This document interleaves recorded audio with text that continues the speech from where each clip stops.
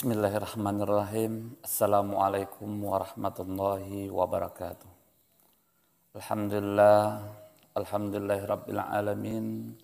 Wassalatu wassalamu ala asrafil anbiya'i wal mursalin sayyidina wa maulana Muhammadin wa ala alihi washabbihi ajmain, amma ba'd. Pertama dan utama, marilah kita panjatkan puji syukur kita kehadirat Allah Subhanahu wa taala, yang mana dengan limpahan rahmat, taufik serta hidayahnya, mudah-mudahan kita semua disehatkan badan, dipanjangkan umur, dimurahkan rezeki, ditetapkan iman dan selalu dalam lindungan Allah Subhanahu wa taala. Salawat dan salam semoga selalu tercurah kepada junjungan kita Nabi besar Muhammad sallallahu alaihi wasallam. Saudaraku yang dirahmati Allah, dimanapun antum berada, sekali lagi saya berdoa mudah-mudahan kita semua diberikan kesehatan, dipanjangkan umur, dimurahkan rezeki, dan selalu dalam lindungan Allah Subhanahu wa taala. Pada kesempatan kali ini saya akan berbagi cerita di mana waktu itu saya memperhatikan salah satu abah guru saya yang selalu mengamalkan surah Al-Ikhlas. Sekali lagi, yang namanya masih anak-anak, yang namanya keingintahuan lebih banyak,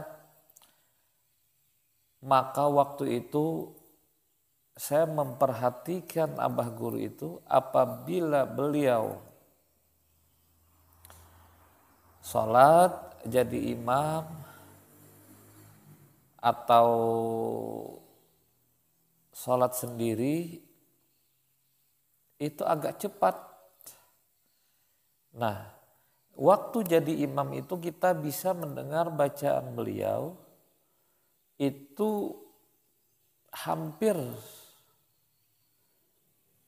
setiap sholat itu ada yang namanya membaca surah Al-Ikhlas atau Qul huwallahu ahad, Allahus samad, lam yalid walam yulad walam yakul lahu kufuwan ahad. Kalau tidak maghrib, isya, ataupun salat zuhur, salat asar. Kenapa kita bisa menduga seperti itu? Karena beliau itu agak cepat dari yang lainnya, dari guru-guru yang lainnya. Terus karena kita ini penasaran, kita dekati beliau. Dikala orang-orang teman-teman kita ini ada kegiatan, beliau sendiri kita dekati, kita tanyakan, apa sih rahasianya kenapa abah itu sering membaca surah Al-Ikhlas diulang-ulang. Bahkan mohon maaf, ini di hati kita sempat, ini beliau ini kira-kira surah-surah pendek banyak yang tidak hafal. Kan prasangka itu. Nah, tapi ada suatu kesempatan beliau bisa membaca beberapa surah, bahkan banyak sekali surah-surah pendek yang beliau hafal. Ternyata itu salah. Nah, setelah ditanyakan kepada beliau, maka beliau menjelaskan seperti ini. Kalau kita bahasakan bahasa Indonesia, bunyinya lebih kurang seperti ini. Saya selalu mengamalkan surah Al-Ikhlas itu ada beberapa alasan, kata beliau. Ada beberapa alasan Kenapa saya selalu mengamalkan surah Al-Ikhlas itu? Yang pertama kata beliau adalah apabila kita rajin cinta dan bisa memahami arti dan makna daripada surah Al-Fatihah, surah Al-Ikhlas tadi, maka insya Allah ada harapan kita akan menjadi seorang wali. Sekali lagi, apabila kita cinta dengan surah Al-Ikhlas, rajin membacanya, tahu arti dan maknanya, insya Allah ada harapan kita menjadi seorang wali. Itu yang pertama kata beliau. Yang kedua, kata Abah Guru itu, satu kali kita membaca surah Al-Ikhlas sama dengan kita membaca sepertiga dari Al-Quran. Saya ulangi lagi, apabila kita satu kali membaca surah Al-Ikhlas sama dengan sepertiga kita membaca Quran, kata beliau. Nah, di sini artinya apa? Ibaratkannya itu pahala pokoknya lah. Apa namanya? Ya, seperti begitulah. Yang ketiga, kata beliau, kalau kita membaca surah Al-Ikhlas atau membacakan, mengajarkan kepada orang-orang yang sakit, seandainya kita atau orang yang sakit tadi meninggal dunia, insya Allah aman dari himpitan kubur. Jadi ini ceritanya seperti ini. Ada kita semisal datang ke rumah teman atau ke rumah keluarga dan keluarga itu sedang sakit, maka kita bacakan, kita ajak saudara kita tadi, kita ajak teman kita tadi atau kerabat kita tadi membaca surah Al-Ikhlas. Insya Allah dengan izin Allah, seandainya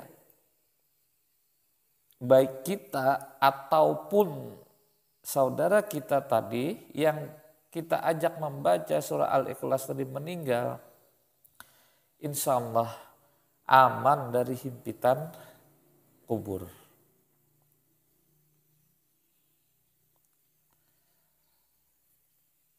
Yang keempat, nah di sini agak panjang beliau bercerita. Kata beliau, di suatu riwayat itu ada seorang pemuda yang sangat miskin. Jadi kalau miskin itu biasa, ini sangat miskin. Sangat miskin. Lalu pemuda tadi menemui Rasulullah. Pemuda tadi menemui Rasulullah bertanya tentang amalan apa yang bisa membuat saya ini, membuat anak ini, membuat aku ini, artinya bisa terbebas dari kesusahan ini, kemiskinan ini, ketidaknyamanan ini. Maka singkat cerita, Rasulullah SAW mengajarkan apabila masuk ke dalam rumah, setelah mengucapkan Assalamualaikum, maka bacalah surah Al-Ikhlas. Baik masuk ke rumah sendiri ataupun masuk ke rumah orang lain, ataupun setelah orang lain mengetuk pintu, Assalamualaikum, waalaikumsalam, kita baca surah Al-Ikhlas. Maka barang siapa yang mengamalkan itu, maka dia tidak akan ditimpa oleh kesusahan, kemiskinan, dan insya Allah hidupnya berkecukupan dan penuh keberkahan. Saudaraku yang dirahmati Allah, jadi setelah kami mendengarkan itu, maka kami mengamalkan apa yang disampaikan beliau, dan alhamdulillah, artinya kita tidak sampai apa yang dinamakan orang terlalu susah. Kalau susah itu ada, tapi tidak terlalu susah. Karena hidup ini ada yang namanya senang, ada yang namanya susah. Tapi yang mudah-mudahan jangan sampai ada juga orang yang susah terus. Senangnya ada tapi dikit, susah lagi. Senang dikit, susah lagi. Harapan kita senang terus, dapat beribadah terus. Dan mudah-mudahan kita semua bisa memperbanyak salawat, perbanyak istighfar, dan perbanyak sedekah. Mudah-mudahan video kali ini ada manfaatnya. Salah khilaf mohon dimaafkan. Saya akhiri dengan wabillahi taufik wal hidayah. Assalamualaikum warahmatullahi wabarakatuh.